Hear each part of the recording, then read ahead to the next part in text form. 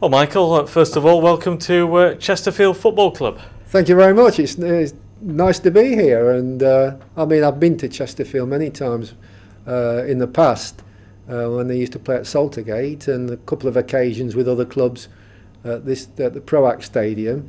But it's nice to be here now, working for the Spireites, and I'm certain I'm going to enjoy it. Now, you bring with you a wealth of experience in the game. If you can briefly just give us a summary of your career to date.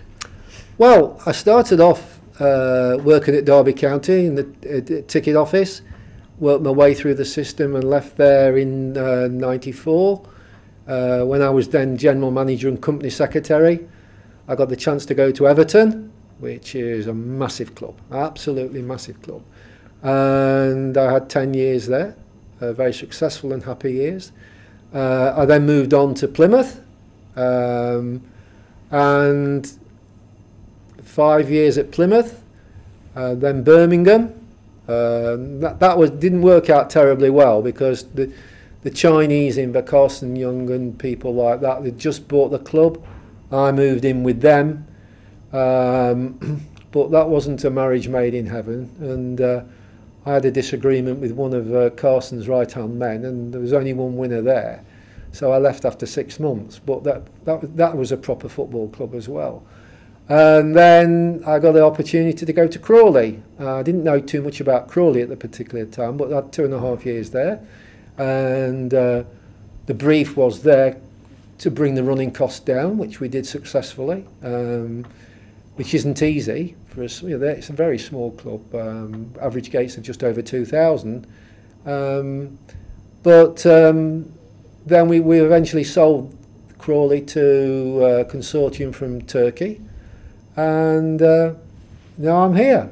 So being a Derbyshire lad as well, I've done the full circle really. So I'm familiar with the area, and I've got my sister still lives in Derby, and I've got a lot of personal friends in Derbyshire. So it's not new territory to me by any means. When we first spoke over the phone earlier this week, actually, you revealed that you were from Derbyshire, which I didn't realise at the time. Yeah. Talked about fond memories of coming to Queen's Park in Chesterfield for the cricket. Yeah, cricket's my second love. I mean, football's obviously paramount to me, but yeah, many times I've been up to, I mean, apart from New Road at Worcester, I used to think that Queen's Park was probably the most fantastic venue to play a game of cricket in an open park. I can remember people like Harold Rhodes and Bob Taylor and people like that.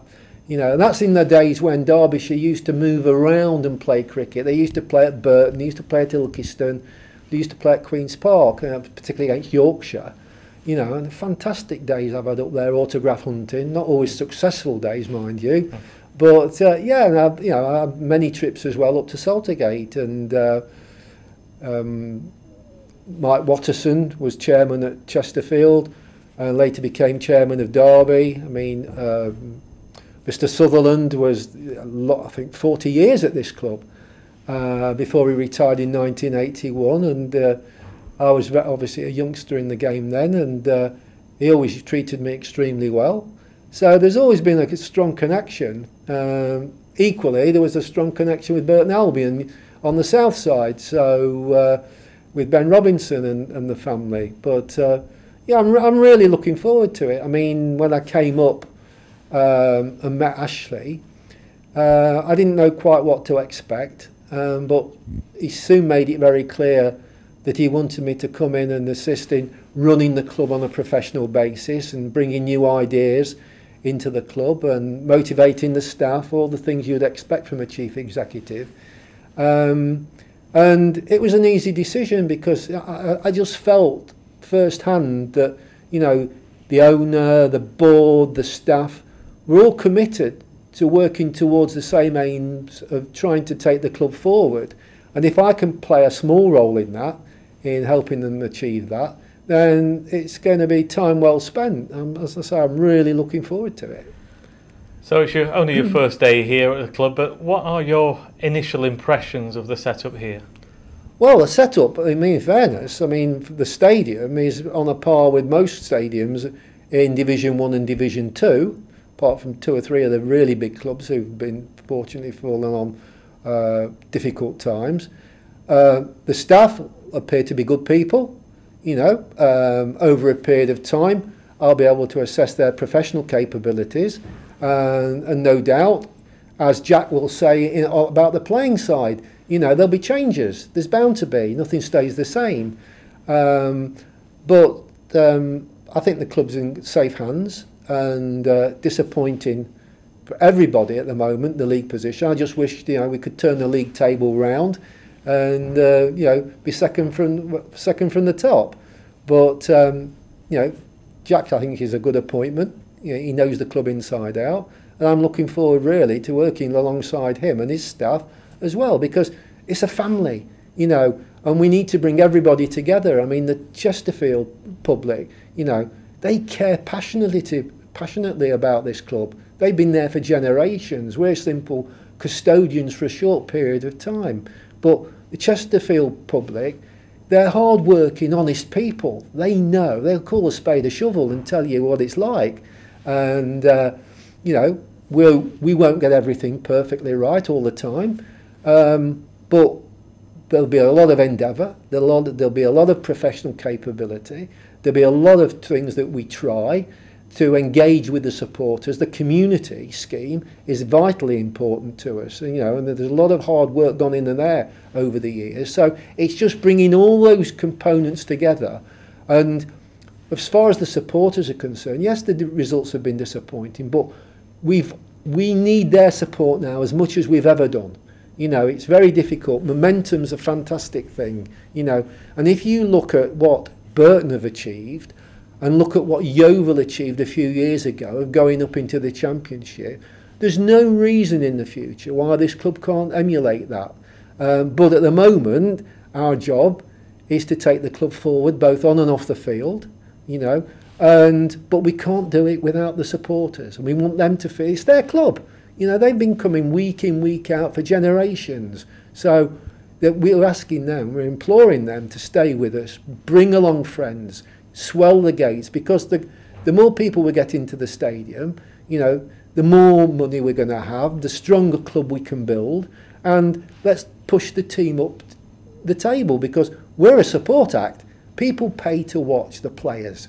You know, Jack's there in charge of them now, and you know, we're playing our part behind the scenes to make everything possible as far as the finances go.